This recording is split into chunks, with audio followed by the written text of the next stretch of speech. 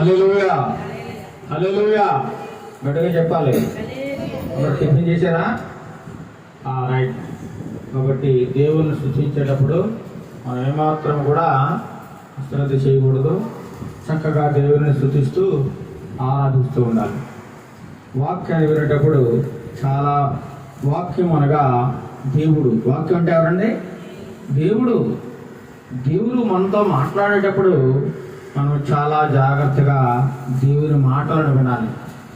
ఉదాహరణకు మనం చూడండి, ఒక కలెక్టర్ గారి దగ్గరికి వెళ్ళామనుకోండి, మనం ఎంత జాగ్రత్తగా మాట్లాడతాం. ఒక పోలీస్ అధికారి దగ్గరికి వెళ్ళామనుకోండి, ఎంత జాగ్రత్తగా, ఎంత భయము భక్తితో చక్కగా మనం ఉంటాం అన్నమాట. ఈ లోక సంబంధమైన మనుషుల దగ్గరే మనం అంత జాగ్రత్తగా ఉంటే,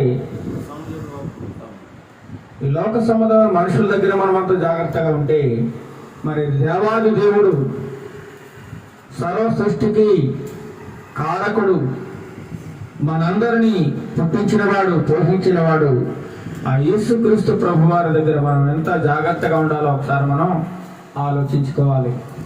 ఇప్పుడు వాక్యమును ప్రారంభిస్తుండగా ప్రార్థనతో యొక్క వాక్యమును ప్రారంభించుకుందాం.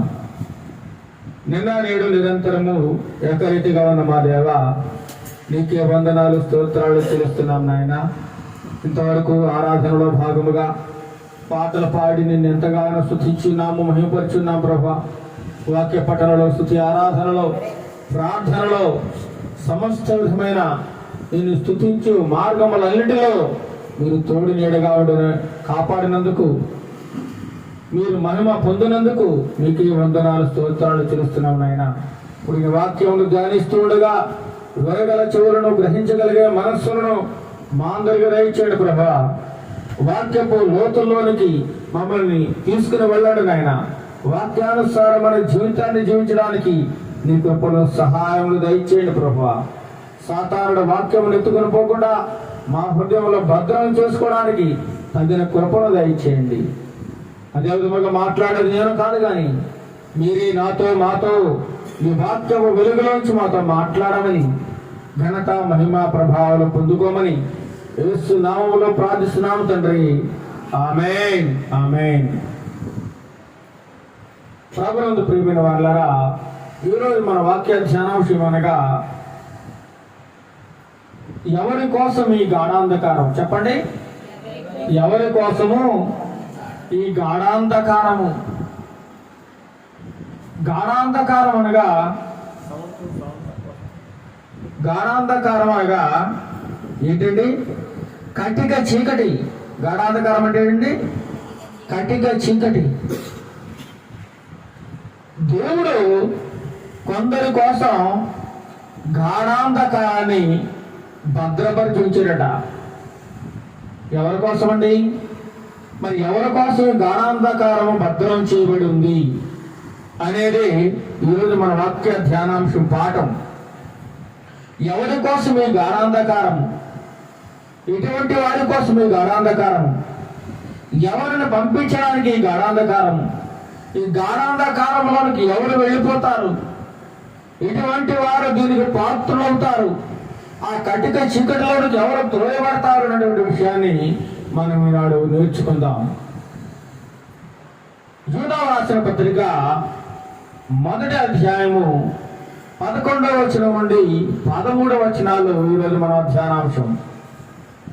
ఈ యూదా పత్రికను ఎవరు రాశారంటే, యాకోబు సహోదరుడైనటువంటి యూదా అనేటువంటి భక్తుడు రాశారండి. ఎవరండి? యాకోబు సహోదరుడైన యూదా. మరి యాకోబు ఎవరు అనగా, యాకోబు యెరూషలేము సంఘములో ప్రసిద్ధి చెందినటువంటి గొప్ప నాయకుడు. అంతేకాకుండా యాకోబు అనేటువంటి వాడు యేసుక్రీస్తు వారి తర్వాత పుట్టినవాడు, అనగా యేసుక్రీస్తుకు సహోదరుడు, యేసుక్రీస్తు వారి యొక్క తమ్ముడు.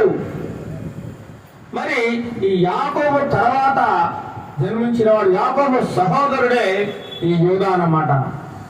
ఈ యూదా యేసు ప్రభు వారికి కూడా ఏమవుతాడండి? మరి సహోదరుడు అవుతాడు కదా, తమ్ముడు అవుతాడు. ఎందుకంటే యాకోబు యేసు ప్రభు వారికి సహోదరుడు కాబట్టి యూదా యాకోబుకు సహోదరుడు. వీళ్ళిద్దరు కూడా యేసుక్రీస్తు ప్రభు వారికి సహోదరులే, యేసుక్రీస్తు ప్రభు వారికి తమ్ముళ్ళే వీళ్ళిద్దరు కూడా. అందులో ఒక తమ్ముడు యూదా అన్నమాట. ఈ యూదా భక్తుడు ఈ యూదా పత్రికను వ్రాసినట్లుగా మనం చూస్తాం.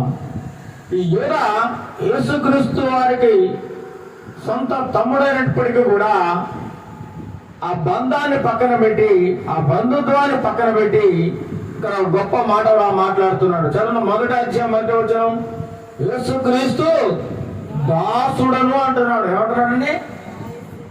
సొంత సహోదరుడే, కానీ నేను యేసుక్రీస్తు వారికి తమ్ముడండి, యేసుక్రీస్తు మా అన్నయ్యండి అని ఎక్కడా చెప్పుకోలేదు. చూడండి ఎంత తగ్గించుకున్నాడో. నేను యేసుక్రీస్తు యొక్క దాసుడిని అంటున్నాడు, యేసుక్రీస్తు ప్రభు వారికి శిష్యుడిని అంటున్నాడు. ఎంతగా తగ్గించుకొని తనను తాను యేసుక్రీస్తుకు దాసుడుగా పరిచయం చేసుకుంటా ఉన్నాడు. క్రీస్తు రక్షణను గురించి, విశ్వాసంలో ముందుకు కొనసాగడాన్ని గురించి, అబద్ధ బోధకుల విషయంలో జాగ్రత్తగా ఉండాలని ఈ యూదా భక్తుడు హెచ్చరిస్తా ఉన్నాడండి. ఆనాటి కాలంలో మనుషులు ఏ విధంగా జీవిస్తున్నారు, దేవుడంటే ఏమాత్రం భయం లేకుండా, భక్తి లేకుండా ఏ విధంగా జీవిస్తున్నారో కూడా ఈ యొక్క పత్రికలో తెలియజేస్తా ఉన్నాడు. అలా జీవిస్తున్న వారు ఎవరైతే ఉంటారో వారికి కలిగే ఉపద్రవాన్ని గురించి రాస్తా ఉన్నాడు. అంతేకాకుండా దేవుని కృపను గురించి రాస్తా ఉన్నాడు. దేవుని కృపను కొంతమంది తమ స్వార్థం కోసం ఏ విధంగా వాడుకుంటున్నారో అది కూడా తెలియజేస్తా ఉన్నాడండి. దేవుని కృపనట కొంతమంది కామ వికారమైన చేష్టలు నెరవేర్చుకోవడానికి ఉపయోగించుకుంటా ఉన్నారట. కామాతురతకు దులుగు నిలకపరుచున్న వారిని గురించి తెలియజేస్తా ఉన్నాడండి. అంతేకాకుండా ఈ యోధా భక్తుడట ముఖ్యంగా తను రాయాలనుకున్నది, చెప్పాలనుకున్నది ఏంటంటే తన స్నేహితులకు రక్షణను గురించి తెలియజేయాలి, వారి గురించి ఒక పత్రిక రక్షణ సందేశాలు వ్రాయాలని మొదట అనుకున్నప్పటికీ ఆనాటి కాలంలో సంఘంలోకి ప్రవేశించినటువంటి దొంగ బోధకులు, దొంగ అబద్ధ బోధకులు చాలా మంది ఉన్నారు. సంఘాలను పాడు చేస్తా ఉన్నారు, దేవుని వాక్యమును వక్రీకరించి మాట్లాడుతూ ఉన్నారు, డబ్బు దండుకుంటున్నారని చెప్పి వారందరిని ఎండగట్టాలని ఈ యోధా పత్రిక రాశాడండి. ఎవరు? యోధా భక్తుడు, యేసుక్రీస్తు ప్రభు వారి యొక్క సహోదరుడు, స్వయాన యోధా పత్రికను రాసిన వాడు. చదవండి, యోధా రాసిన మొదటి పత్రిక 1వ అధ్యాయం 1వ అధ్యాయం ఉంటుంది. 11వ వచనం చదవండి. అయ్యో వారికి శ్రమ, అయ్యో వారికి శ్రమ. అయ్యో అని ఎప్పుడు అంటామండి? ఏదైనా ఉపద్రవం ఎదురైనప్పుడు, ఏదైనా కష్టము కలిగినప్పుడు, ఏదైనా బాధ కలిగినప్పుడు అయ్యో అంటాం. ఈ యోధా భక్తులు కూడా అయ్యో అనే పదం వాడాడండి. అయ్యో వారికి శ్రమ. ఎవరికి శ్రమ అండి? ఎవరికి శ్రమ? శ్రమ ఎవరికి కలుగుతుంది?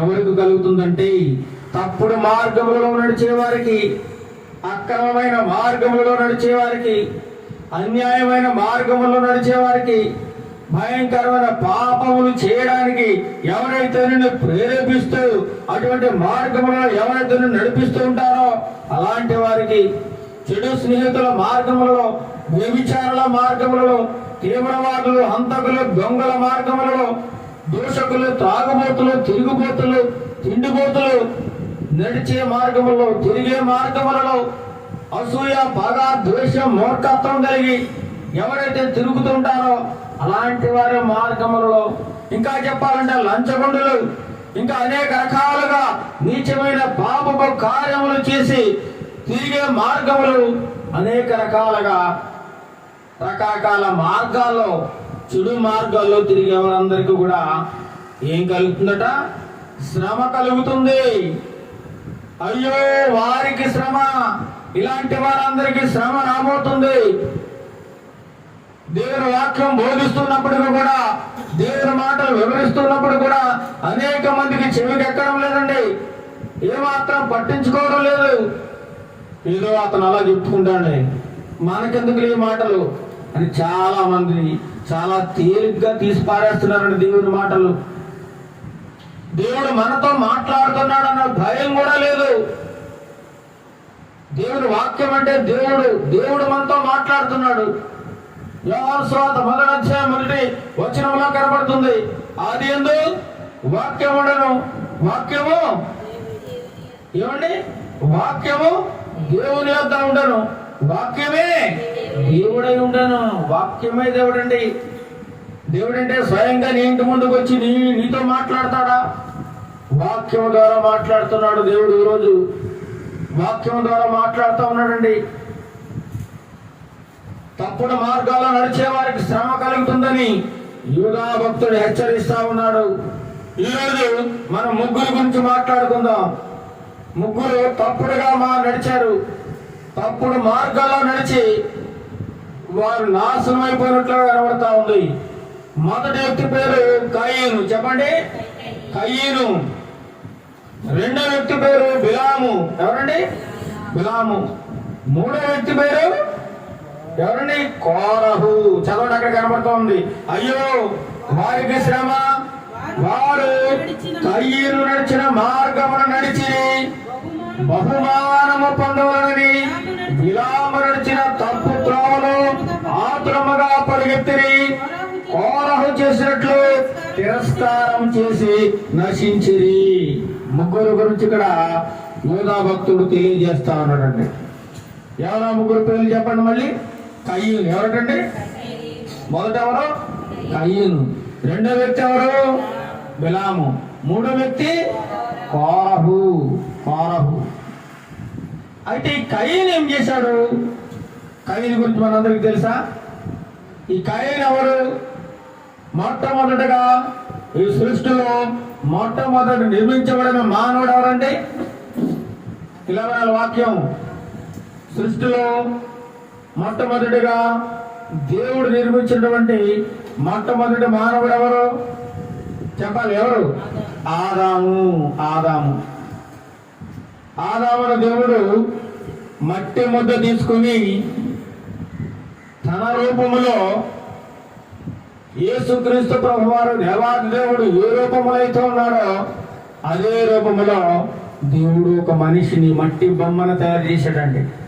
మట్టి బొమ్మను తయారు చేసి వారి యొక్క ముక్కులో జీవవాయువును వదిలేడు దేవుడు. జీవవాయువును వదగా ఆ జీవవాయువే ప్రాణముగా మారి ఏమంటే మనిషి జీవించడం మొదలు పెట్టాడు, కదలడం మొదలు పెట్టాడు, నడవడం మొదలు పెట్టాడు, మాట్లాడడం, వినడం, వాసన చూడడం, తినడం, ఇవన్నీ కూడా చేయగలిగాడు అనమాట. ఈ రోజు మనం ఏ విధంగా జీవించి ఉన్నామంటే మనలో దేవుడు ఏం పెట్టాడండి?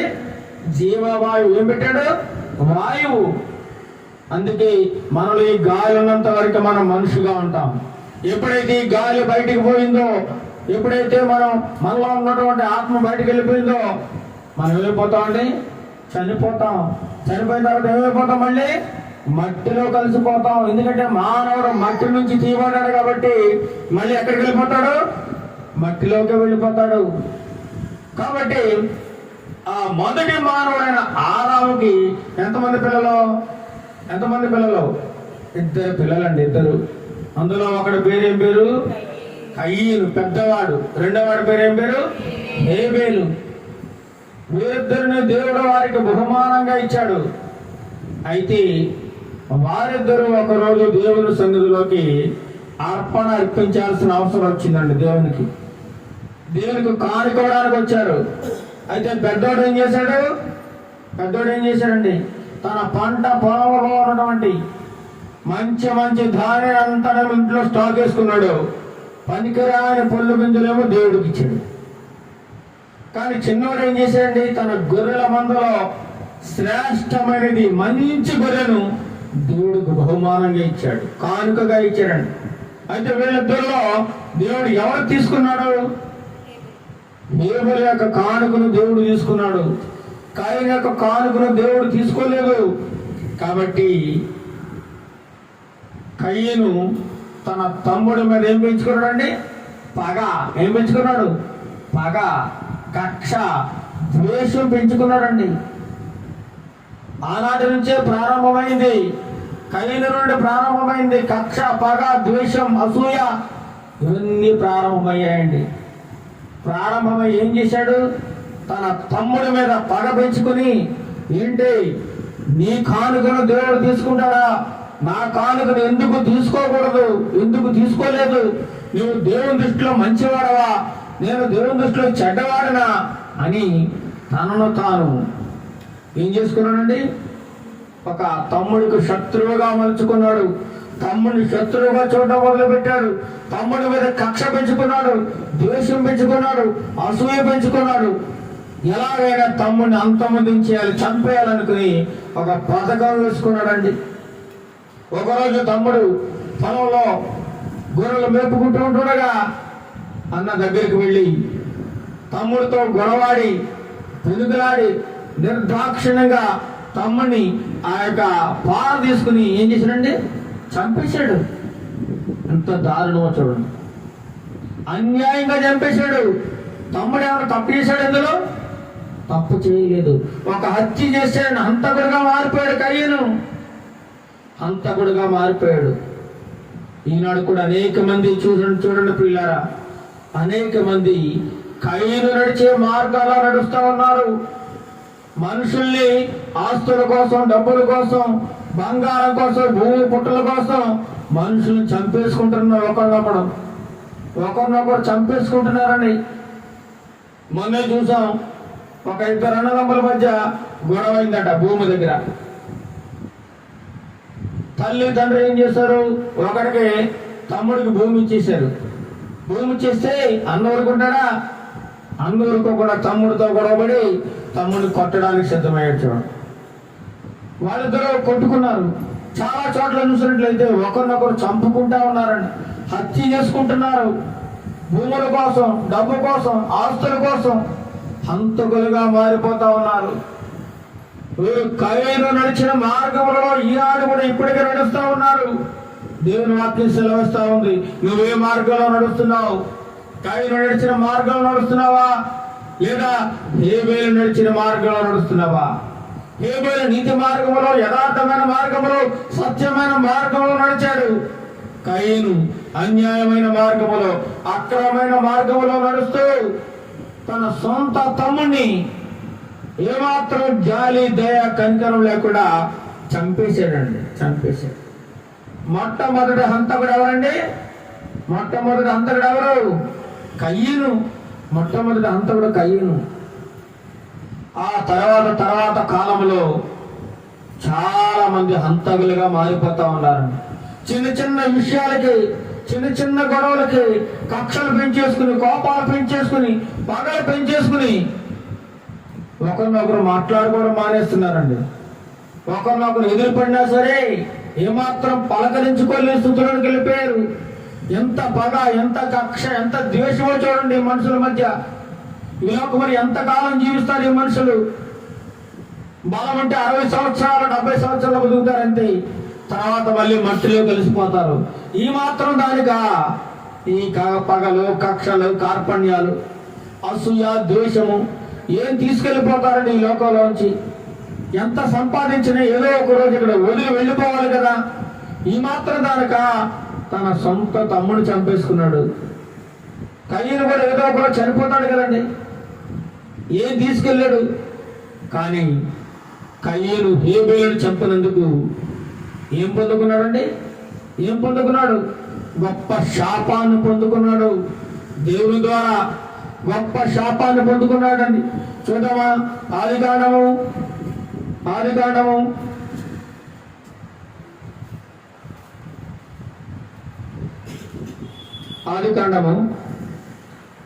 4వ అధ్యాయము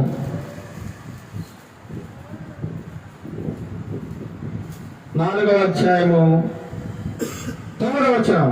యెహోవా నీ తమ్ముడిని హేబేలు ఎక్కడ ఉన్నాడని కయీను అడుగగా, దేవుడు అడుగుతున్నాడండి. కయీను అనుకున్నాడు, నా తమ్ముడు చంపేశాను, వాడి పని అయిపోయింది, ఇంకా ఈ పని నేను చంపినట్లు నా తల్లి కానీ నా తండ్రికి కానీ తెలియదు, నన్ను ఎవరో చూడలేదు అనుకున్నాడు. కానీ దేవుడు చూశాడు. అడుగుతున్నాడు, ఓ కయ్యను, నీ తమ్ముడు ఏబేలు ఎక్కడున్నాడు అని అడిగితే కయ్యను అంటాడు కదా, ఏమంటున్నాడు? నేను ఎరగను, నాకేం తెలుసండి, నా తమ్ముడికి నేనేమన్నా కాపలావన్నా, వాడు ఎక్కడ పోయాడు ఎక్కడున్నాడు నాకేం తెలుసు అని మళ్ళీ దేవుడితోనే అబద్ధం ఆడుతున్నాడండి. అప్పుడు దేవుడు అంటున్నాడు, నీవు చేసిన పని ఏమిటి? 10వ వచనంలో అప్పుడు ఆయన, నీవు చేసిన పని ఏమిటి? నీ తమ్ముని రక్తం యొక్క స్వరము నేలలో ఉండి నాకు మొరపెట్టుచున్నది, కావున నీ తమ్ముడి రక్తమును నీ చేతిలో నుండి పుచ్చుకొనుటకు నోరు తెరిచిన ఈ నేల మీద ఉండకుండా నీవు శపింపబడిన వాడవు అంటున్నాడు. చూడండి, హత్య చేశాడు, తమ్ముడిని చంపేశాడు. ఏం పొందుకున్నాడండి? ఏం సాధించాడు? ఈరోజు కూడా చాలా మంది చిన్న చిన్న వాటిగా కోపాలు పడిపోయి మాట్లాడ మానేస్తారు. కనీసం కన్నెత్తు కూడా చూడరు. ఏం సాధిస్తారు చెప్పండి? వాళ్ళు పగ పెంచుకుని, కోపం పెంచుకుని, ద్వేషం పెంచుకుని ఏం సాధిస్తారు? ఏదో చంపేసి వాడు సాధించింది ఏమిటి? వారికి ఏమైనా మనశ్శాంతి ఉండదా? వారికి పాపం చుట్టుకుందా చెప్పండి? పాపం చుట్టుకుంటుంది, వారిని నిత్యము పాపం వెంటాడుతూనే ఉంటది. బ్రతికినంత కాలం కూడా ఆ పాపం విడిచిపెట్టదు. అందుకే అంటున్నాడు, నీవు శపింపబడిన వాడవు అంటున్నాడు. శపింపబడిన వాడు దేవుని చేత గొప్ప శాపాన్ని పొందుకున్నాడు. అంతేకాకుండా దేశ దిమ్మరైపోతా అన్నాడు. ఎవరండి? నీవు ఈ ప్రదేశం 14వ వచనం, నీవు నేడు చదవాలి తొందరగా, నేడు ఈ ప్రదేశం నుండి నన్ను వెళ్ళగొట్టుమి, నీ సన్నిధికి రాకుండా వెలివేయబడి దిగులు పడుచు భూమి మీద దేశ దిమ్మరినయిందును. చూడండి, దేశ దిమ్మరైపోయాడండి. చెడ్డ మార్గంలో నడిస్తే దేవుడు ఊరుకుంటాడా? నీకు నచ్చిన మార్గంలో నడిస్తే దేవుడు ఊరుకుంటాడా? నా ఇష్టం వచ్చినట్టు నేను నడుస్తాను, నా ఇష్టం వచ్చినట్టు నేను ఉంటాను, నా ఇష్టం వచ్చినట్టు మాట్లాడతాను, ఇదంతా నాది నాది నాది అనుకుంటే చివరికి ఏది నీకు కాకుండా పోతుందండి. ఏది నీకు కాకుండా పోతుంది. అన్నిటికీ నువ్వు దూరం అయిపోతావు అనే సంగతిని మర్చిపోతా ఉన్నారు ఈనాడు అనేక మంది. ఆనాడు కయ్యను కూడా తనకు తమ్ముడు అడ్డంగా ఉన్నాడని తమ్ముడు చంపేశాడు. ఏం పొందుకున్నాడు ఫలితం? దేశ దిమ్మరైపోయాడు, దేవుని చేత శపింపబడ్డాడు. బ్రతికినంతకాలం నువ్వు దిగులు పడుతూ దేశ దిమ్మరైపోతాడా అని చెప్పి తగిలేసాడంటే దేవుడు. తల్లిదండ్రులకు దూరం అయిపోయాడు, ఒక్కగానొక్క తమ్ముడిని చంపేశాడు. చివరికి ఎటువంటి మనశ్శాంతి లేకుండా దేశ దిమ్మరలాగా అక్కడి నుంచి వెళ్ళిపోయాడండి. ఈ మార్గంలో నడిచాడండి కయ్యను, తప్పుడు మార్గంలో నడిచాడు. తప్పుడు మార్గంలో. మరి నువ్వు కూడా, నీవు నేను మన ఏ మార్గంలో నడుస్తున్నాం చూడండి. కయ్యను లాంటి మార్గంలో నడుస్తున్నావా? అందుకే అంటాడు యేసు ప్రభు వారు, నేనే మార్గమును, నేనే సత్యమును, నేనే జీవమును. నా మార్గంలో ఉన్నాడు ఎన్నడు నువ్వు తప్పుకో. యేసయ్య మార్గం ఏంటండి? మంచి మార్గం ఇది. ఇందులో తప్పుడు మార్గాలు ఏమి ఉండవండి. ఇందులో అందరినీ సమానంగా ప్రేమించి ఉంటుంది యేసయ్య ప్రేమ. మనుషులందరినీ మనుషులుగా వారి మీద జాలి, దయ, కనికరం చూపించి వారు కూడా మనలాంటి సహోదరులని భావించి ప్రేమించమంటుంది దేవుని యొక్క ప్రేమ. కానీ మనుషులు ఈనాడు అది మర్చిపోయి, నువ్వు ఎక్కువ, నేను తక్కువ, నువ్వు గొప్పవాడివి, నువ్వు చిన్నవాడివి, నువ్వు పేదవాడివి, నేను ధనికుడి, నేను ఒకరి మధ్య ఒకరు తారతమ్యాలు, భేదాలు చూపిస్తూ మనుషులను కొంతమంది హీనంగా చూస్తున్నారండి. హీనంగా ఏమి మనుషులంటే లెక్క లేకుండా, ఏమాత్రం మనుషులకి విలువ ఇవ్వకుండా చాలా చిన్న చూపు చూస్తూ ఉన్నారు. చాలా మంది చూసినట్లు పేదవాళ్ళు అయితే పట్టించుకోరండి. గొప్ప గొప్ప అధికార నాయకులు పేదవాళ్ళ ఇంటికి రారు, పేదవాళ్ళు పట్టించుకోరు, పేదవాళ్ళతో మాట్లాడరు. వాళ్ళకి స్నేహాలు ఎప్పుడు కూడా డబ్బున్నోళ్ళతోనే. నాకు తెలిసిన ఒక పాస్టర్ గారు ఉండేవాడండి, ఒక సేవకుడు. ఆయన ఏం చేసేవాడంటే, ఎవరైతే డబ్బు ఉందో వాళ్ళింటికి పదే తిరిగేవాడు, వాళ్ళింటికి వెళ్ళి పదే ప్రార్థన చేసేవాడు. ఈ పక్కన పేదలు ఉంటారు, వాళ్ళ ఇంటికి వెళ్ళేవాడు కాదండి, వాళ్ళని పట్టించుకునేవాడు కాదు. అలా ఉండకూడదని దేవుని వాక్యం సెలవిస్తా ఉంది. దేవుడు పేదవారినైనా ధనవంతులనైనా అందరినీ సమానంగా ప్రేమించమంటున్నాడు. దేవుని మార్గంలో సమానం ఉంది, సమానత్వం ఉంది. కానీ మనుషుల మధ్య సమానత్వం లేదండి. ఎక్కువ తక్కువ చూపిస్తా ఉన్నారు. ఈ పగ, ద్వేషం, కక్ష అనేటువంటివి ఎవరితో మొదలైంది? కయ్యనుతో మొదలైంది. కయ్యను అన్యాయమైన మార్గంలో నడిచాడు. అక్రమమైన మార్గంలో నడిచి హంతకుడుగా మిగిలిపోయాడు. మరి మనం అలాంటి మార్గంలో నడుస్తున్నామా? మనల్ని మనం ఒకసారి పరిశీలన చేసుకోవాలి. ఇంకా రెండో వ్యక్తి ఎవరండి? బిలాము. ఎవరి బిలాము అనగా, బిలాము అనేటువంటి వాడు అన్యుడండి. ఎవరు? అన్యుడు. యెహోషువ గ్రంథంలో 13:22 కనబడుతున్న అన్యుడట. ఇతను బెయోరు కుమారుడు. ఇతను ఏం చేసేవాడంటే సోది చెప్పుట్లో ప్రవీణత కలిగిన వాడు. సోది చెప్పేవాడ. సోది ఈనాడు కూడా చాలా మంది సోది చెప్పించుకుంటారు. ఏం చెప్పించుకుంటారండి? సోది చూడండి అంటారు. వాళ్ళేం చెప్తారు? నువ్వు ఎలా అవుతావు, నీ కష్టాలు ఉన్నాయి, నీ బాధలు ఉన్నాయి, నీ ఇంట్లో అది ఉంది, ఇది ఉంది, ఇది తీసేయి, అది తీసేయి, లేకపోతే అది కట్టు, ఇది కట్టు అని చెప్పి సోది చెబుతా ఉంటారు. సోది ఆనాడు కూడా సోది చెప్పేవారట. సోది మరి ఎలా చెప్పేవారంటే దేవుడితో మాట్లాడి సోది చెప్పేవారు అన్నమాట. అలాంటి వ్యక్తి బిలాము. ఎవరండి? బిలాము. ఇతను ఒక అన్యుడు. యెహోవా దేవుని గురించి అయితే తెలుసుకున్నాడు. దేవునితో మాట్లాడుతూ ఉండేవాడట. ఎవరికైనా ఏదైనా అవసరం వచ్చింది అనుకోండి, రేపు ఏం జరుగుతుందో, లేదా ఏదైనా ఒక కార్యం తలపెట్టినప్పుడు, ఏదైనా మనం అనుకున్నప్పుడు అది జరుగుద్దా జరగద్దా అని బిలాము దగ్గరికి వెళ్తే బిలాము ఏం చేసేవాడట? దేవునితో మాట్లాడి అది జరుగుతుందో జరగదో చెప్పేవాడట. అలా సోది చెప్పేవాడు. అయితే ఒకసారి ఇశ్రాయేలుని శపించాలని, ఇశ్రాయేలు మీదకి నాశనం అర్పించాలని ఒక వ్యక్తి ఈ బిలామును ఉపయోగించుకున్నాడు. ఎవరా వ్యక్తి? మోయాబీలకు సంబంధించినటువంటి బాలాకు. ఎవరండి? బాలాకు. మోయాబు సంతతికి చెందినవాడు. ఇశ్రాయేలును ఏ విధంగానే సరే నాశనం చేయాలి, వారిని శపించాలి, వారిని పాడు చేయాలి అని ఎవరిని వాడుకున్నాడట? బిలామును వాడుకున్నాడు. బిలాముని. అయితే మొదటిసారి దేవుడు బిలాము మాట విన్నాడండి. ఏంటి సోది చెప్పేవాడు మాట దేవుడు వింటాడా అంటే విన్నాడు. దేవుడు మాట విన్నాడు. ఏమని? ఈ బిలాముకి ధనాపేక్ష ఎక్కువండి. ఏంటి? డబ్బు కోసం చూడండి, మనం అంటుంటాం డబ్బు కోసం గడ్డి తినేవాళ్ళు ఉన్నారా? ఉంటారు. డబ్బు కోసం ఏ పనైనా చేసేవాళ్ళు ఉన్నారండి. ఒకరిని చంపేరా బాబు నీకు డబ్బు ఇస్తానంటే చంపేసేవాళ్ళు ఉన్నారు. ఒకళ్ళు కొట్టేయమంటే కొట్టేవాళ్ళు ఉన్నారు. ఈనాడు డబ్బులు తీసుకుని తిట్టేవాళ్ళు కూడా ఉన్నారండి. డబ్బు కోసం ఏ పనైనా చేయడానికి మనుషులు ఇప్పుడు వెనకాడడం లేదండి.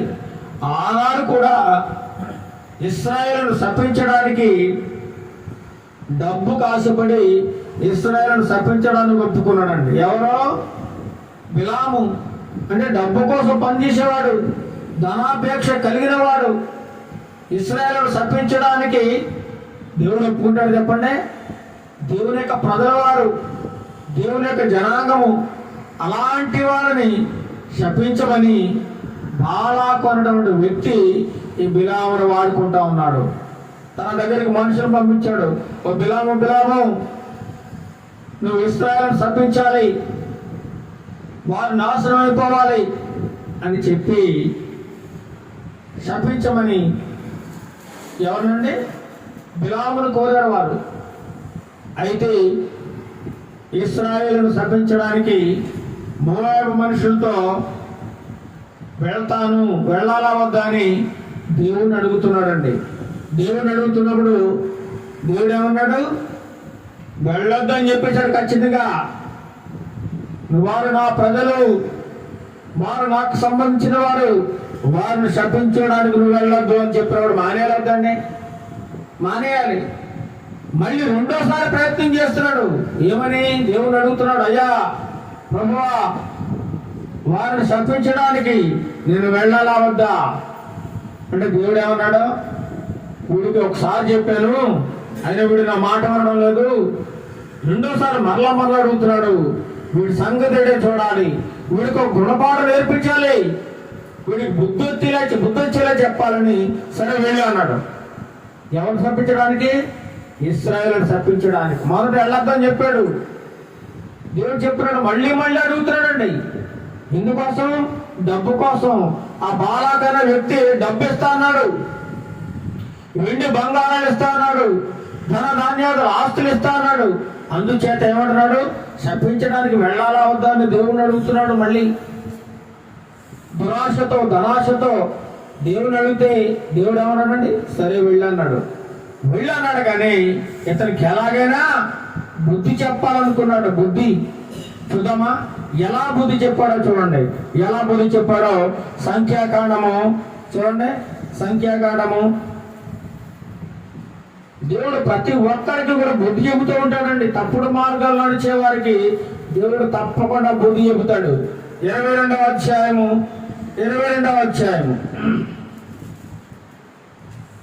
దేవుడు ఏ పని అయితే చేయొద్దని ఆ పని చేయకుండా ఉండాలి. ఇక్కడ ఏమంటున్నాడు, ఇక్కడ చూడండి 22వ అధ్యాయము 20వ వచనం. ఆ రాత్రి దేవుడు బిలాము వద్దకు వచ్చి, ఆ మనుషులు నిన్ను వచ్చినలా నీవు లేచి వారితో వెళ్ళు అంటున్నాడు. వెళ్ళు వారితో వెళ్ళు. ఇశ్రాయేలు నాశనం చేయడానికి, వారిని సూది చెప్పడానికి, వారిని శపించడానికి వెళ్ళాలనుకుంటున్నావు కదా, వెళ్ళు. ఒకసారి చెప్పాను నీకు వెళ్ళొద్దని, మళ్ళీ అడుగుతున్నావు. సరే వెళ్ళు, చూద్దాం. వారు ఒకవేళ నీతో వస్తే, నీ దగ్గరికి వస్తే నేను రమ్మని అడిగితే నువ్వు వెళ్ళు అంటున్నాడు. అప్పుడు ఏం చేశాడు, అబ్బా దేవుడు వెళ్ళమన్నాడు కదా అని డబ్బుల కోసం ధనం కోసం ఆశపడి ఇశ్రాయేలును శపించడానికి వెళ్తా ఉన్నాడు. ఏం చేశాడు, ఉదయాన్నే లేచాడు, తన గాడిద గంత కట్టుకున్నాడు, మోయాబు అధికారులతో కూడా వెళతా ఉన్నాడట. అతను వెళ్ళి చూడగా దేవుని కోపము రగులుకుందట. ఎవరి కోపం అండి? నువ్వు తప్పుడు మార్గాల్లో నడిస్తే దేవుని కోపము నీ మీదకి రగులుకుంటుంది. యెహోవా దూత అతనికి విరోధి త్రోవలో నిలిచిందట. దేవుని యొక్క దూత ఎదుర్కొంటా నిలబడ్డది, కానీ ఎవరు కనిపించడం లేదు, బిలాముకు కనబడటం లేదు. అతని నేత్రములు మూయబడ్డాయి. చాలా మందికి చూడండి, ఈ లోకంలో డబ్బు లేనప్పుడు చక్కగా ఉంటారండి, యథార్థంగా నీతిగా జీవిస్తారు. ఎప్పుడైతే డబ్బు వచ్చి పెరిగిపోతుందో, ధనం పెరిగిపోతుందో కళ్ళు మూసుకుపోతాయి, గర్వం వచ్చేస్తుంది, అహంకారం వచ్చేస్తుంది, నువ్వెంత నా ముందు అనే స్థితికి ఎక్కువైపోతారండి. ఏమీ లేని పరిస్థితుల్లోనేమో చాలా గౌరవంగా మర్యాదగా బతికారు, కానీ ఆస్తి ఎక్కువైపోయే కొలది, డబ్బు ఎక్కువైపోయింది, గర్వం వచ్చేసింది, అహంకారం వచ్చేసింది, తోటి మనుషులు లెక్క చేయలేని స్థితిలోకి వెళ్ళిపోతా ఉన్నాడు. దుర్మార్గంగా మారిపోతా ఉన్నారు ఈనాడు మనుషులు. దేవుని దూత ఎదురుగా నిలబడదండి, కానీ బిలాము కనిపించడం లేదు. మరి ఎవరికి కనబడుతుంది? గాడిది కనబడుతుంది. దేవుని దూత ఎదురుగా నిలబడుతున్నాడు, త్రోవలో వెళ్ళిపోతున్నాడు. గాడి మీద ఎక్కి బిలాము వెళ్ళిపోతుంటే దేవుని దూత అడ్డగించేసింది గాడిదని. అడ్డగించినప్పుడు గాడిద ఆగిపోయింది. దేవుని దూత గాడి చూసింది కానీ బిలాము చూడలేకపోయాడు. ఏంటి గాడిద ఆగిపోయింది అని చెప్పి దాన్ని కొరడా తీసుకుని కొట్టేశాడండి. గాడిదని ఒకసారి కొట్టేశాడు. అతను తన గాడిదనికి పోచుండగా అతని పనివారు ఇద్దరు అతనితో కూడా వెళ్ళినప్పుడు యెహోవా దూత ఖడ్గము దూసి చేత పట్టుకుని త్రోవలో నిలిచిండుట ఎవరు చూశారండి? ఆ గాడిద చూసిందట.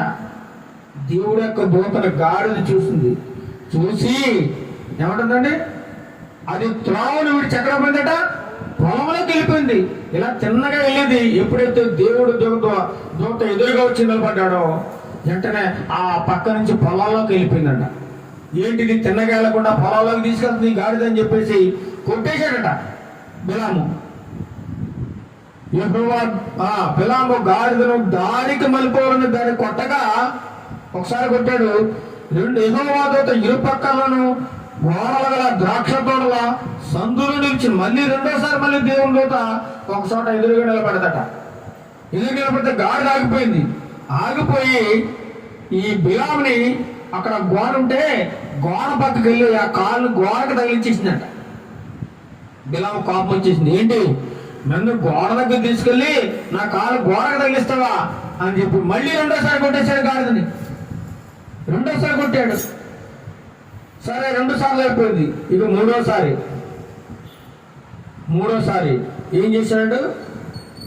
యెహోవా దూత ముందు వెళ్ళొచ్చు, కుడికైనను ఎడమకైనను తిరుగుటకు దారి లేకుండా ఇరు పక్కన నిలబడిపోయిందంట. ఈ గాడిదని ముందు కదలట్లేదు. గాడిద చూస్తా ఉంది.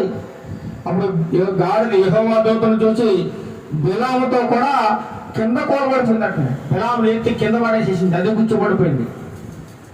ఆవిడ బిలాముకి బాగా విపరీతమైన కోపం వచ్చేసి తన చేతిలో ఉన్న కర్రతో బాగా గాడిదని కొట్టేశాడు. గాడిదని చితక్కొట్టేశాడు. ఎన్నిసార్లు కొట్టేటప్పటికే? 3 సార్లు కొట్టాడు. 3 సార్లు నోరు లేని గాడిదని 3 సార్లు కొట్టేశాడు బిలాము. ఎందుకు? తన ప్రయాణాన్ని ఆటంకం కలుగు చేస్తుంది. ఎక్కడికి వెళ్ళాలనుకుంటున్నాడు?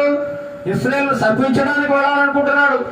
డబ్బు కోసం, ధనం కోసం ఆశపడి తప్పుడు మార్గాల్లో నడవాలనుకుంటున్నాడు. గాడిద 3 సార్లు అడ్డగించిందండి ప్రయాణాన్ని ఆపాలని. 3 సార్లు కొట్టేశాడు. అప్పుడు 28వ వచనం చదవండి. అప్పుడు యెహోవా ఆ గాడిదకు వాక్కునిచ్చెను. వాక్కు అంటే ఏమిటి? గాడిద ఎక్కడైనా మాట్లాడుతుందండి? గాడిద మాట్లాడిందంటే అప్పుడు ఏమని మాట్లాడింది తెలుసా? బిలాముతో మాట్లాడుతుంది గాడిద. నీవు నన్ను ముమ్మారు కొట్టితివి. ఎన్నిసార్లు కొట్టావు? నన్ను 3 సార్లు కొట్టావయ్యా. నేను నీకేం చేశాను? నీకేం అన్యాయం చేశాను? నేను బిలాముతో అడుగుతుంది. నిన్నేం చేశానయ్యా? నేను నిన్ను ఎన్నోసార్లు మోసాను కదా, ఎక్కడికంటే అక్కడికి తీసుకెళ్తున్నాను కదా, ఎందుకు నన్ను 3 సార్లు కొట్టావు? నిన్నేం చేశాను నేను? బిలాముతో అనగా బిలాము అంటున్నాడు, నువ్వు నా మీద తిరగబడితే 3 సార్లు నా మీద తిరగబడ్డావు, అందుకు నిన్ను కొట్టాను అంటున్నాడు. అందుకు గాడిద, నేను నీ దానినైనది మొదలుకొని నేటి వరకు ఎక్కువ చూపొచ్చిన నీ గాడిదను కాదా? నేను ఎప్పుడైనా నీకు ఇలా చేశానా? నేను ఎందుకు చేశానో నువ్వు అర్థం చేసుకున్నావా? ఎందుకు చేశానో అర్థం చేసుకున్నావా? ఎప్పుడైనా నేను ఎదిరించానా? నేను ఎప్పుడైనా నీ మాటకు ఎదురు చెప్పానా? నేను నీ దగ్గరికి ఎప్పుడైతే వచ్చానో అప్పటి నుంచి నేను మోస్తూనే ఉన్నాను కదా, నీకు సేవ చేస్తూనే ఉన్నాను కదా. ఎందుకు నన్ను కొడుతున్నావు? ఇలా ఎందుకు చేశానో నువ్వు ఎవరు అర్థం చేసుకున్నావా అని గాడిద మాట్లాడుతుందండి. గాడిద బిలాము, నీవు నా మీద తిరగబడితివి, నా చేత ఖడ్గము నీడని నిన్ను చంపేస్తుండేవు. నా చేతిలో కట్టగానే ఉంటే ఇప్పుడు నేను నరికి మారేసేదాన్ని గాడిద అని చెప్పి గాడితో మాట్లాడుతాడు బిలాము. ఏమంటే అంతలో యెహోవా బిలాము కన్నులు తెరిచెను. ఎందుకు ఈ గాడి చేస్తుందో తెలియడం లేదు. గాడిదకి ఎవరు కనబడారండి?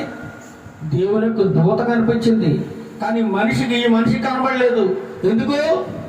ధన వ్యామోహంలో, డబ్బు మైకంలో పడిపోయి కళ్ళు మూసిపోయే మనిషికి డబ్బు కోసం ఆతురత పడతా ఉన్నాడు. డబ్బు సంపాదించాలని చెడు మార్గాల్లో తిరుగుతూ ఉన్నాడు బిలాము.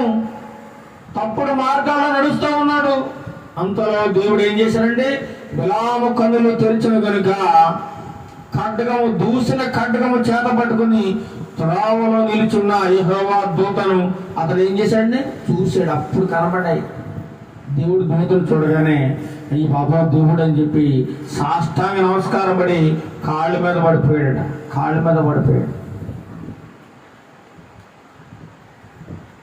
యెహోవా దూత అప్పుడు అడుగుతున్నాడు, ఎందుకు ఈ ముమ్మారు ఈ గాడిదను కొట్టావు? ఏమయ్యా బిలాం, ఎందుకు ఈ గాడిదను 3 సార్లు కొట్టావయ్యా? ఎందుకు? ఎందుకు నీ గాడిదని ఇలా 3 సార్లు కొట్టావు? ఇదిగో నా ఎదుట నీ నడత విపరీతమైనది కనుక నేను నీకు విరోధిని బయలుదేరి వచ్చి తిని. నువ్వు చాలా ఎక్కువ చేస్తున్నావు బిలాము. నేను చెయ్యొద్దన్న పని చేస్తున్నావు, నేను వెళ్ళొద్దన్న చోటుకు వెళుతున్నావు, చాలా చాలా దుర్మార్గంగా ప్రవేశిస్తున్నావు సుమా. అందుచేత నేను గాడిది కనబడ్డాను. నువ్వు గాడిదని కొట్టినప్పుడే నిన్ను చంపేసి ఉండేవాడిని, కానీ నేను బతకనిచ్చానంటే ఆలోచించుకో. ఇదిగో నా ఎదుట నీ నడత విపరీతమైనది కనుక, విపరీతమైనది ఓవరాక్షన్ ఎక్కువ చేస్తున్నావు నువ్వు. చాలా మంది మనుషులండి ఓవరాక్షన్ చేస్తుంటారండి.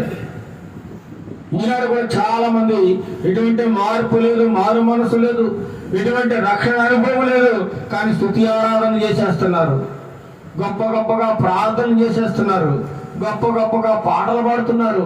ఏమాత్రం బ్రతుకు మార్చుకోలేదు, తన పాప జీవితాన్ని విడిచిపెట్టలేదు. ఈనాటికి వ్యభిచారం చేస్తూనే ఉన్నారు, ఈనాటికి దొంగతనాలు చేస్తూనే ఉన్నారు, ఈనాటికి అన్యాయంగా నడుస్తూనే ఉన్నారు, ఈనాటికి అక్రమంగా అబద్ధాలు మాట్లాడుతూనే ఉన్నారు. ఏది వదలలేదు, కానీ భక్తి పరులా నటిస్తూ ఉన్నారు చాలా మంది, భక్తి పరులాగా. మరి దేవుడు చూస్తున్నాడా చూడలేదా చెప్పండి? ఈ బిలాము చేసేదంతా దేవుడు చూస్తా ఉన్నాడు. ఆ గాడిద నన్ను చూచి ఈ ముమ్మారు నాయకుడి నుండి తొలగాను, నాకు భయపడిందా ఈ గాడిద, నాకు భయపడి పక్కకు వెళ్ళిపోయింది ఈ గాడిద. నీకు భయం లేదు, అది నా ఎదుటి నుండి తొలగేయడలా నిశ్చయంగా నేను అప్పుడే నిన్ను చంపి దాని ప్రాణాన్ని రక్షించేదాన్ని. ఆ గాడిద కానీ నాకు భయపడకుండా వెళ్ళిందనుకో, నువ్వు అప్పుడే నిన్ను అప్పుడే చంపేసావని అంటాను దేవుడు దూత. కాబట్టి బిలాము అంటున్నాడు, అప్పుడు నేను పాపం చేశానయ్యా, నువ్వు నాకు ఎదురుగా త్రోవలో కూర్చుంటా నేను చూడలేదు, నాకు తెలియలేదు, కాబట్టి ఈ పని నీ దృష్టికి చెడ్డదైతే నేను వెనక్కి వెళ్ళిపోతాను అంటున్నాడు. అప్పుడు బుద్ధి వచ్చింది అయ్యగారికి, దేవుడు చేయొద్దన్న పని చేయడం ఎంత తప్పండి, వెనక్కి వెళ్ళిపోతానని అంటున్నాడు. కానీ మనుషులో మాత్రం ఏముంది, అయ్యో ఈ పని చేస్తే నాకు డబ్బులు వస్తాయి కదా, ఈ పని చేస్తే నాకు ఆస్తి వస్తుంది కదా, ఈ డబ్బు తీసుకుంటే ఆ పని ఎవడు చూసి ఇచ్చాడు, ఈ లంచం తీసుకుంటే, ఈ లంచం 10 లక్షలు లంచం తీసుకుంటే ఎవడు చూసాడు, దేవుడు చూసాడండి, దీంతో నేను ఏ ఇల్లు పొలం కట్టుకోవచ్చు కదా అనే దురాశ చాలా మందికి ఎక్కువ ఉందండి. అలాగే మీ బిలాము అనే మనుషుడికి బాగా దురాశ ఎక్కువైపోయింది, దురాశ. అయితే నేను వెళ్ళలే ప్రభు అంటున్నాడు, కానీ దేవుడు ఏమంటున్నాడు, అయితే దూత నీవు ఆ మనుషులతో కూడా వెళ్ళు, అయితే నేను నీతో చెప్పు మాట కానీ ఇంకా మరే మాట పలకూడదుమా, నేను ఏది చెప్తానో అదే చేయాలి అని చెప్పి ఆ అధికారులతో కూడా వెళ్ళాడండి. వెళ్ళేసి ఈ అధికారులు ఎందుకు తీసుకెళ్ళాడు, వారిని శపించడానికి తీసుకెళ్ళాడు. కానీ 3 సార్లు కూడా ఇతని నోట్లోంచి శాపవచనం రాలేదట. ఏం వచనం వచ్చిందండి, ఇశ్రాయేలుని దీవిస్తూనే ఉన్నాడట. ఏం చేశాడండి, దీవిస్తూనే ఉన్నాడు. చాలా మందిని బూతులు తిడతా ఉంటారండి, శాపనార్థాలు పెడతా ఉంటారు. నువ్వు అలా అయిపోవాలి, ఇలా అయిపోవు, నువ్వు నాశనం అయిపోతావు, నువ్వు పాడైపోతావు, నువ్వు చచ్చిపోతావు, నీకు మరి తిరిగి లేకుండా పోతావు అని ఇలా శాపాలు పెడతా ఉంటారు. కానీ ఎవరైతే నీకు శాపాలు పెడతా ఉన్నారో, ఎవరైతే నిన్ను అక్రమంగా అన్యాయంగా మాట్లాడుతూ ఉన్నారో, ఆ మాటలన్నీ తిరిగి వాళ్ళ మీదకే వెళ్తాయండి. ఎక్కడ ఎవరి మీదకి వెళ్తాయి, వాళ్ళకే వెళ్తాయి. ఈ శాపనార్థాలు శాపాలను తిరిగి వాళ్ళకే చుట్టుకుంటాయి. ఎదుటి వాడి కోసం గొయ్యి తవ్వేవాడికో ఆ గొంతులో నువ్వే పడిపోతావు. హామాను తవ్వాడు మొర్దెకై కోసం, ఏం చేయండి, ఉరి తీసేయాలని ఉరికమ్మని తయారు చేశాడు. తెల్లారు లేచేసరికి దేవుడు ఏం చేశాడండి, ప్లాన్ అంతా తారుమారు అయిపోయింది. మొర్దెకైని ఉరి తీసేయాలని ఎంతో ప్లాన్ చేశాడు. ఆ రోజంతా తెల్లారేసరికి ఇంకా మొర్దెకైని ఉరి తీయాలనుకున్నాడు. కానీ దేవుడు ఏం చేశాడు, ఆ రాత్రికి ప్లాన్ అంతా మార్చేశాడు. ఒరే బాబు, నువ్వు మొర్దెకైని ఉరి తీస్తావా, కానీ అదే ఊరి మీద నిన్నే ఊరి తీసేస్తారు. చూసారా, నువ్వు ఏది చేస్తే నీకు అదే ఎదురవుతుంది, నువ్వు అన్యాయం చేస్తే అన్యాయమే ఎదురవుతుంది, నువ్వు కీడు చేస్తే కీడే ఎదురవుతుంది, నువ్వు మంచి చేస్తే మంచి ఎదురవుతుంది. నువ్వు ఏది చేస్తే అదే నువ్వు పొందుకుంటావు. నువ్వు ఏ చెట్టు వేస్తే అదే పంట అదే కాయకు వస్తావు తప్ప నువ్వు జామ చెట్టు వేసి మామిడి పండు కావాలంటే వస్తుందండి? రాదు. అలాగే నువ్వు ఏది చేస్తే అదే నీ మీదకి వస్తుంది. బిలాము వాళ్ళని శపించాలని వెళ్ళాడు, దేవుడు ఏం చేశాడు? అక్కడ ఆశీర్వదించాడు అనమాట. బిలాము నోట్లోంచి ఏ మాటలు వచ్చాయి? ఆశీర్వదించే మాటలు వచ్చాడు. 3 సార్లు కూడా ఆశీర్వదించాడు. అయితే ఇలా కాదు, వీళ్ళని ఇలా కుదరదు అని చెప్పి ఆ యొక్క బాలాకుతో ఒక ఉపాయం పండించాడంట. ఏం చేశాడు? ఎలాగైనా వీళ్ళని ఇశ్రాయేల్ని పాడు చేయాలంటే నా వల్ల కాని పని, ఈయన శపించాలంటే నా వల్ల కాని పని, వీళ్ళని శపించేయాలన్నా పాడు చేయాలన్నా నాశనం చేయాలన్నా దేవుడే చేయాలి. ఎవరు చేయాలి? దేవుడే చేయాలి. కాబట్టి ఇది పని నా వల్ల కాదు, కానీ నీకు ఒక ఉపాయం చెప్తాను. ఏంటి ఆ ఉపాయం? ఈ మోయాబు దేశంలో ఉన్నటువంటి స్త్రీలు చాలా అందమైన వారు, చాలా అందమైన వారు. ఈ మోయాబు స్త్రీలతో ఇశ్రాయేలు పురుషులు వ్యభిచారం చేసేలాగా వీళ్ళని పురుగొల్పు అనడండి, పురుగొల్పు అని ఒక గొప్ప ఐడియా ఇచ్చి ఇశ్రాయేలు పాపం చేయడానికి కారకుడయ్యాడండి. ఎవరు? బిలాము. బిలాము తన ప్రయత్నాలు నెరవేరడం లేదని డబ్బు కోసం ఇక్కడ ఏం చేశాడండి? తప్పుడు మార్గాల్లో నడిచాడు. తప్పుడు మార్గంలో డబ్బు కోసం తప్పుడు మార్గంలో నడిచేవాళ్ళు ఈ లోకంలో చాలా మంది ఉన్నారండి. రాజకీయ నాయకులు కూడా డబ్బు కోసం తప్పుడు మార్గాలు నడుస్తూ ఉన్నారు. పార్టీలు మారుతా ఉన్నారు. ఏ ఎండగా గొడుగెత్తుతా ఉన్నారు. నిలకడ లేదు, నిలకడ లేదండి. ఎవరు డబ్బిస్తే వాడిదే రాజ్యం అయిపోయింది. అందరూ దుర్మార్గంగా, మనుషులందరూ దుర్మార్గంగా జీవిస్తున్నారని దేవుని వాక్యం సెలవిస్తూ ఉందండి. బిలాము కూడా ఏం చేశాడండి? తప్పుడు మార్గాల్లో నడిచాడు. తప్పుడు మార్గాల్లో తన స్వార్థం కోసం తప్పుడు బోధ చేశాడు. ఎవరికండి? బాలాకుకి తప్పుడు బోధ చేసి ఇశ్రాయేలు తప్పు చేయడానికి కారణమయ్యాడు. ఇశ్రాయేలు మోయాబు స్త్రీలతో వ్యభిచారం చేశారటండి. ఏం చేశారు? వ్యభిచారం. చూడండి 25వ అధ్యాయం సంఖ్యాకాండము 1వ వచనం. ఇశ్రాయేలు షిత్తీములో దిగి ఉండగా ప్రజలు, చదవండి సంఖ్యాకాండం 25వ అధ్యాయం. ఇశ్రాయేలు షిత్తీములో దిగి ఉండగా ప్రజలు మోయాబు రాండ్రతో వ్యభిచారము చేయసాగిరి. ఏం చేశారంటే ఎంత ఘోరమో చూడండి. వ్యభిచారం చేశారట. వ్యభిచారం. ఎవడో చెప్తాడు, ఎవడో చెప్పుడు మాటలు నువ్వు వింటావా? వాడు సినిమాకి రమ్మంటాడు, నువ్వు వెళ్తావా? వాడు దొంగతనానికి రమ్మంటున్నాడు, వెళ్తావా? నువ్వు దేవుని నమ్ముకున్నావు కదా, దేవుని వాక్యం ఉంటున్నావు కదా, ఈ పని చేయకూడదని నీకు తెలియదా? తెలిసి తెలియక ఏదో తప్పులు చేసినప్పుడు దేవుడు క్షమిస్తూ ఉంటాడండి. కొన్ని సార్లు పాపం చేస్తూ ఉంటాం, కొన్ని సార్లు తప్పిపోతూ ఉంటాం. మనల్ని ఏం చేయలేవు, తిరిగి లేవాలి. దేవుని దగ్గర పాపం ఒప్పుకోవాలి, క్షమాపణ పొందుకోవాలి. ప్రభువా, నేను తప్పు చేశాను, నన్ను క్షమించని అడగాలి. ఆ పాపాన్ని దేవుడు తొలగిస్తారండి. ఆ తర్వాత ఇక మీద నా పాపం చేయకూడదు. మళ్ళీ ఒకసారి పాపం చేసిన తర్వాత దేవుని రక్తం చేత కడగబడ్డ తర్వాత మళ్ళీ వెనక్కి కానీ మళ్ళీ వెళ్ళావా, ఆ పాపంలోనికి వెళ్ళానుకో కుక్క తన వాంతికి తిరిగినట్లు అయిపోతుంది. కుక్క ఏం చేస్తుందండి? కడుపు నిండా తినేస్తుందట. తినేసి దానికి అరక్క రోడ్డు పక్కన కక్కేస్తుంది. కక్కేసి మళ్ళీ అటు ఇటు తిరిగి మళ్ళీ అదే తింటది. నీ బతుకు కూడా అలా ఉండకూడదు సుమా అంటున్నాడు దేవుడు. బిలాము తప్పుడు బోధ చేశాడు, తప్పుడు మార్గంలో నడిచాడు. తన స్వార్థం కోసం, లాభం కోసం, డబ్బు సంపాదించడం కోసం తప్పుడు మార్గంలో నడిచాడు. తప్పుడు బోధ చేశాడు. ఈనాడు కూడా అనేక మంది బోధకులు తప్పుడు బోధలు చేస్తా ఉన్నారు. డబ్బు తీసుకుని బోధ చేస్తా ఉన్నారండి. తప్పుడు బోధలు. అలా ఉండకూడదు అంటున్నాడు. కయీను తప్పుడు మార్గంలో నడిచాడు, హంతకుడు అయిపోయాడు. బిలాము తప్పుడు మార్గంలో దేవునికి విరోధముగా నడిచాడు, తప్పుడు బోధ చేశాడు, దేవునికి దూరం అయిపోయాడు. 3వ వ్యక్తి ఎవరండి? కోరహు. ఎవరండి? కోరహు. మనం కయీను కోసం చెప్పుకున్నాం. 2వ వ్యక్తి బిలాము కోసం చెప్పుకున్నాం. ఇప్పుడు మూడో వ్యక్తి ఎవరండి? కోరహు. ఈ కోరహు ఎవరంటే లేవి వంశానికి చెందినవాడు. ఎవరండి?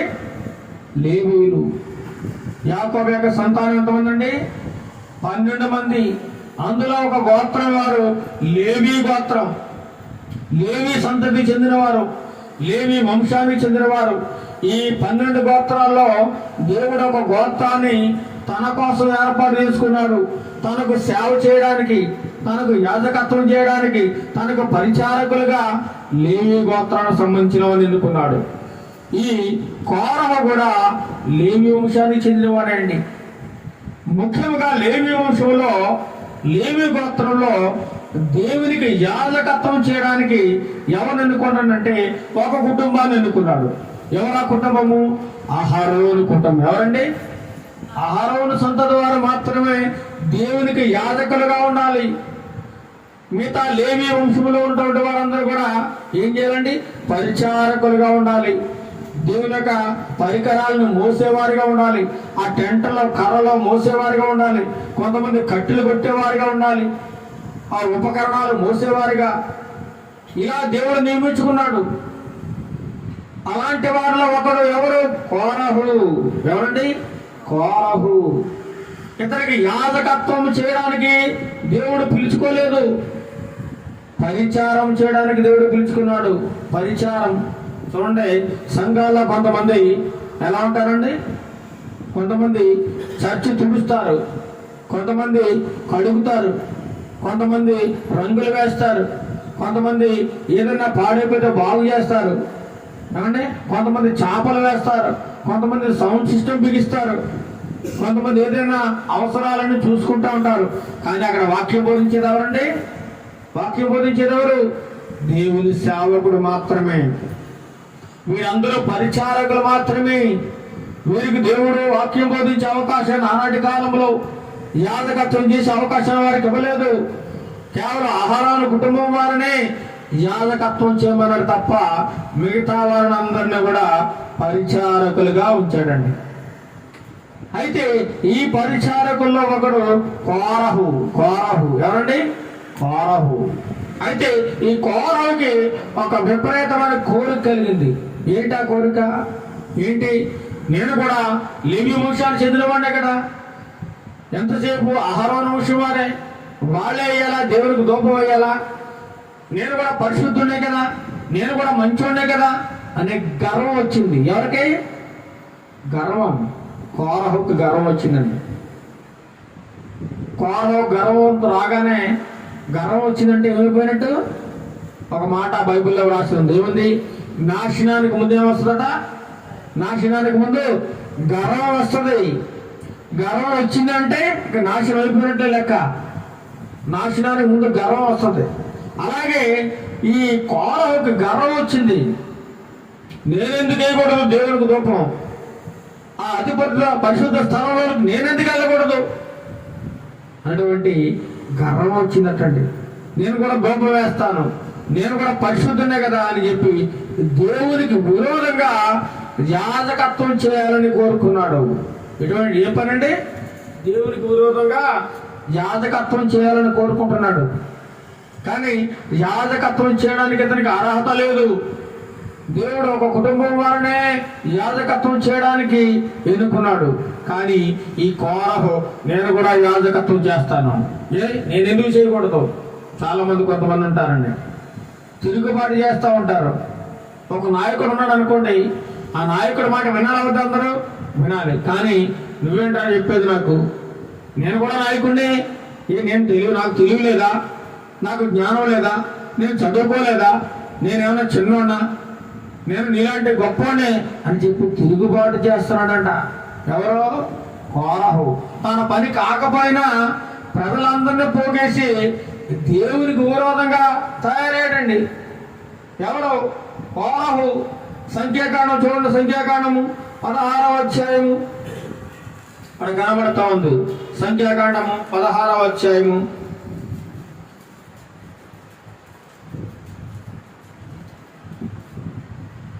సంఖ్యాకాండము 16వ అధ్యాయము 31 చూడండి. 31 నుండి. అతడు ఆ మాటలన్నీ అతడు ఆ మాటలను చెప్పి చాలించగానే వారి క్రింది నేల నెర విడిచిన. చూడండి ఏమంటుందట తను, నేనెందుకు చేయకూడదు, నేనెందుకు ధూపం వేయకూడదు, నేను కూడా గొప్పవాడినే కదా, నేను కూడా మోక్షాహారాలు లాంటి వాడినే కదా, నేను కూడా గొప్ప వంశానికి చెందినవాడినే కదా, నేనెందుకు సేవ చేయకూడదు, నేనెందుకు సేవ చేయకూడదని బయలు తెగించారట.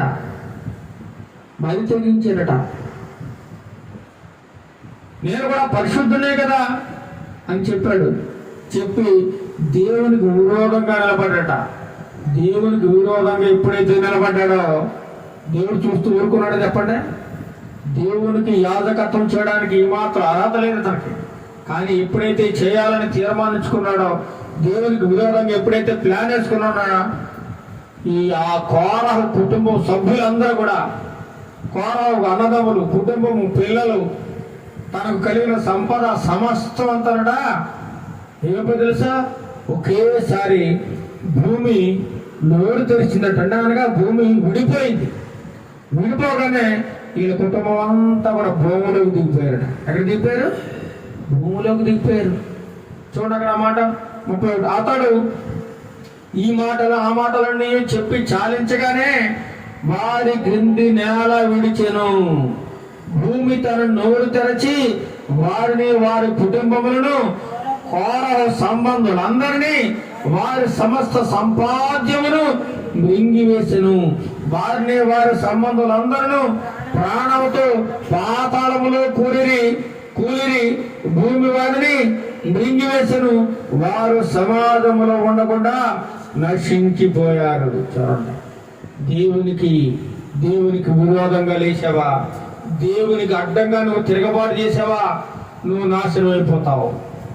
అందుకే అంటున్నాడు చూడండి యూదా పత్రిక, అయ్యో వారికి శ్రమ.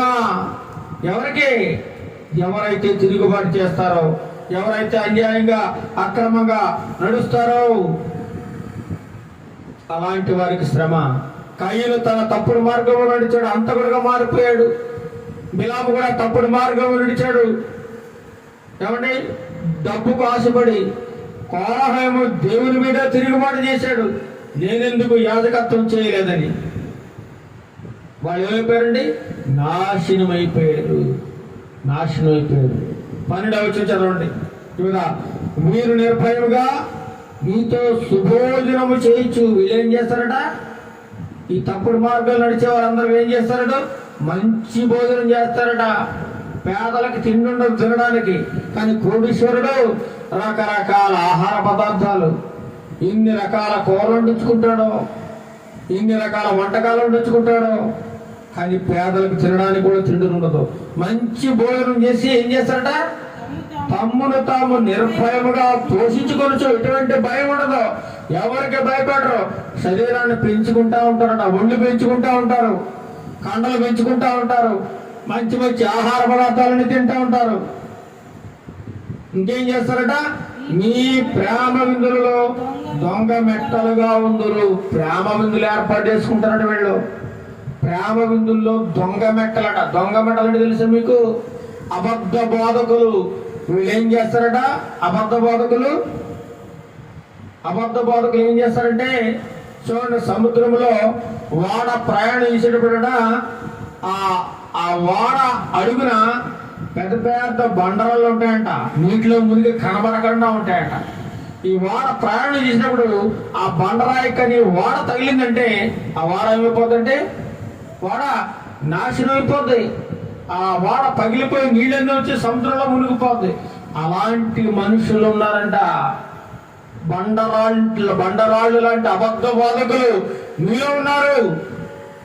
వాళ్ళు దొంగలు. డబ్బు కోసమే బోధ చేస్తారు.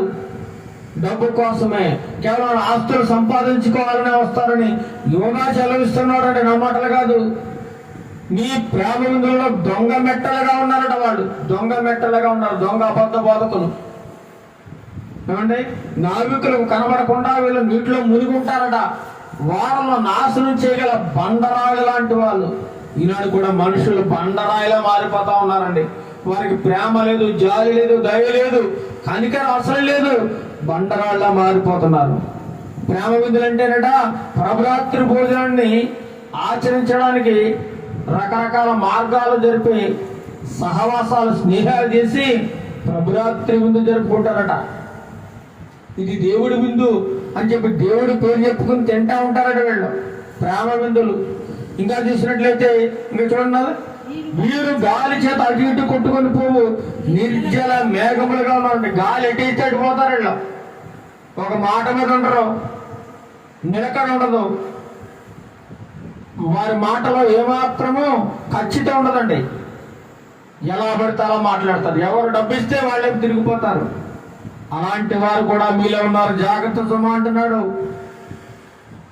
జాగ్రత్త సుమా, అబద్ధ బోధకులు బయలుదేరిపోయారంటున్నాడు. ఇంకేమంటున్నాడు?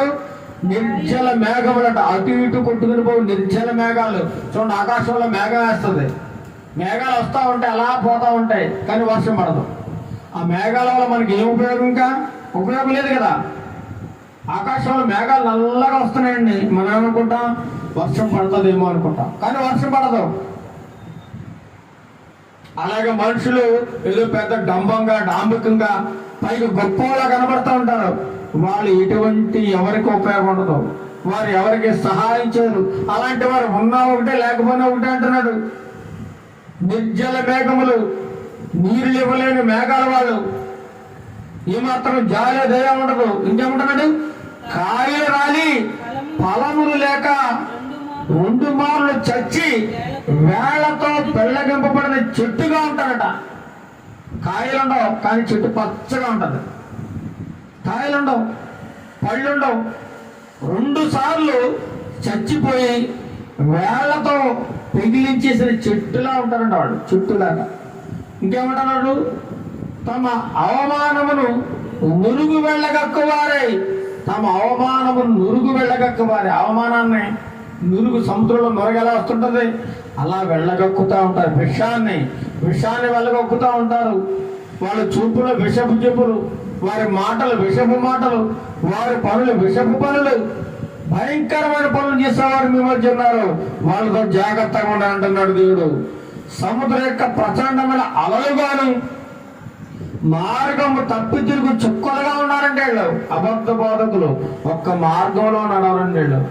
ఒక్క మాట ఉండదండి వీళ్ళకి నిలకడ ఉండదండి. ఎలా పెడితే అలా మాట్లాడుతూ ఉంటారు.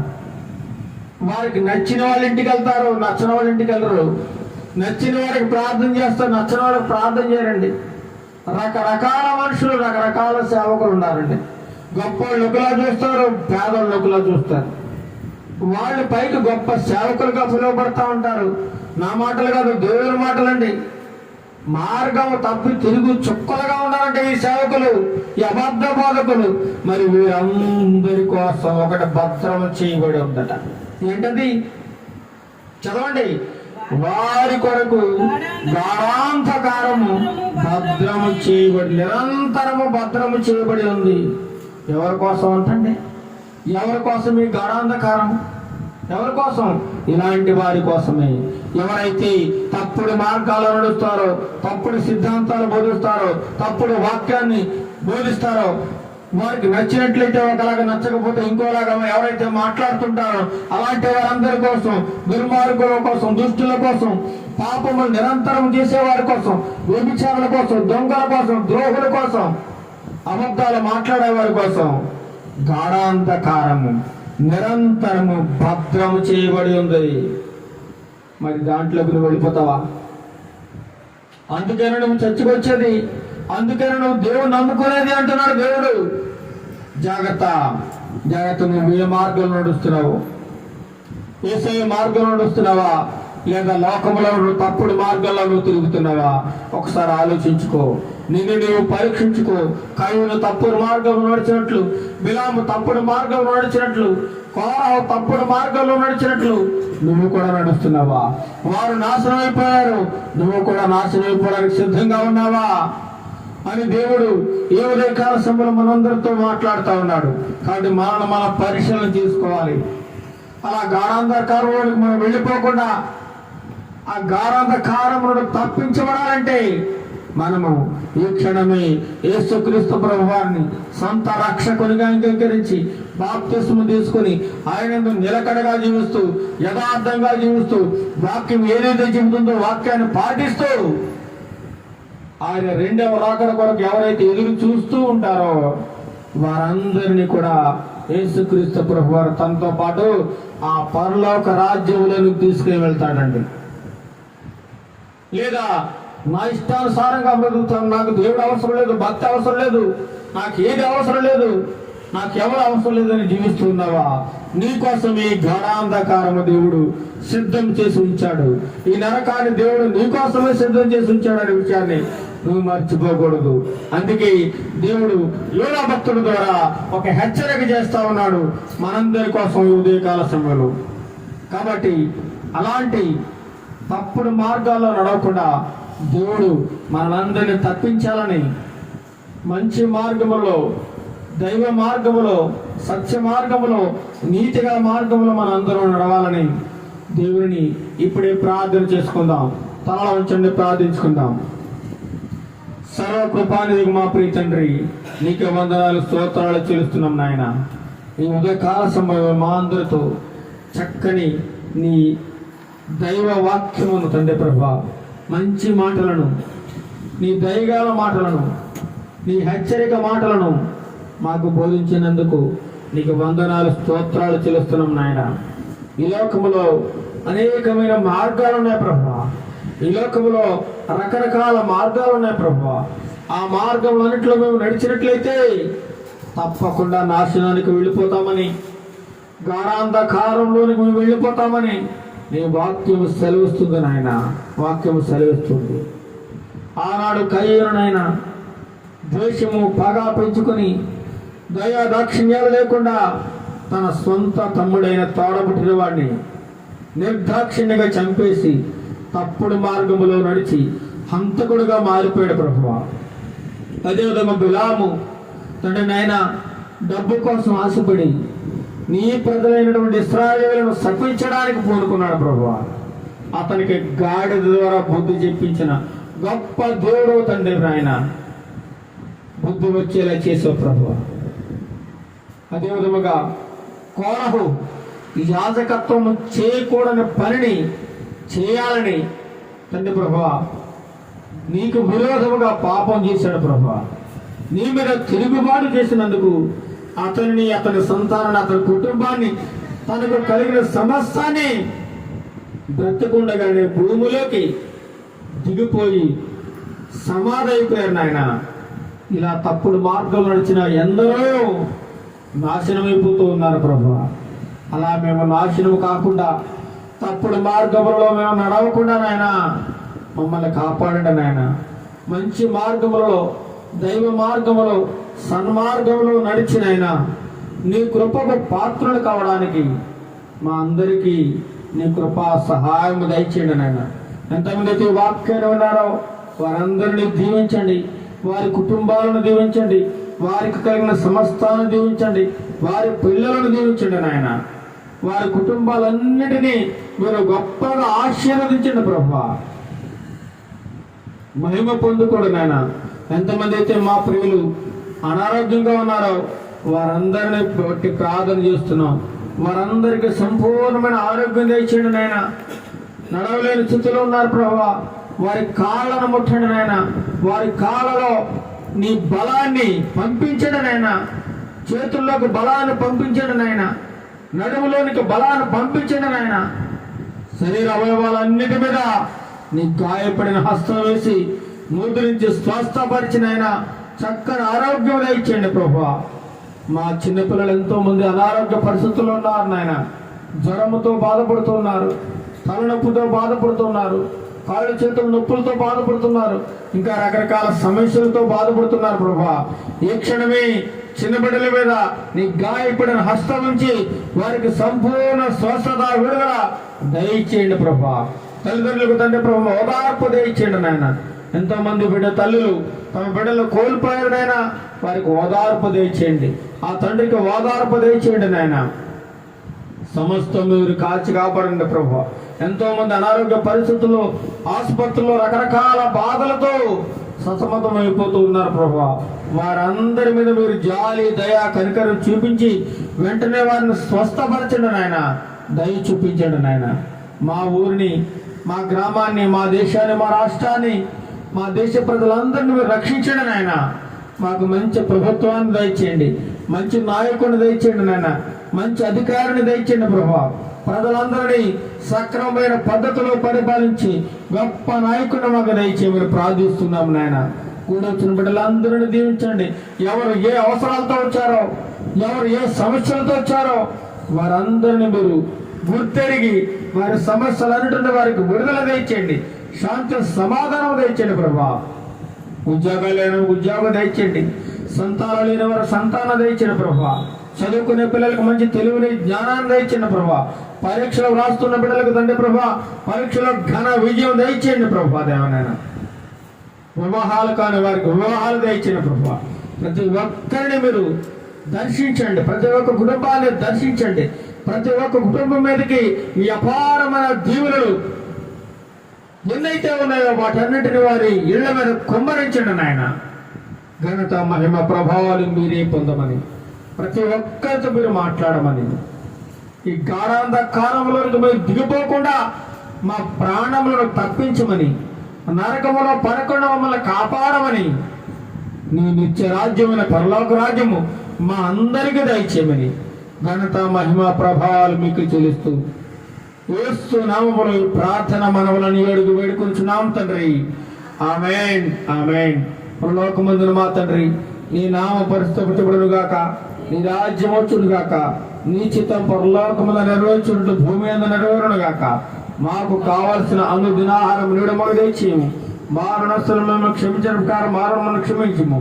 మేము శోధనలను కాక కేడలను తప్పించము. ఎందుకంటే రాజ్యము, బలము, మహిమయు నిరంతరము ఇవన్నీ తండ్రి. ఆమేన్.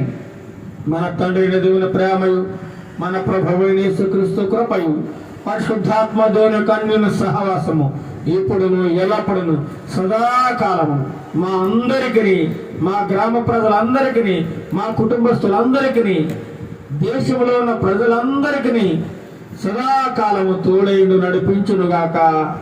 ఆమేన్, ఆమేన్, ఆమేన్. అందరికీ వందనములు.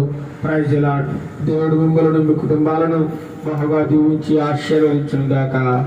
ఆమేన్.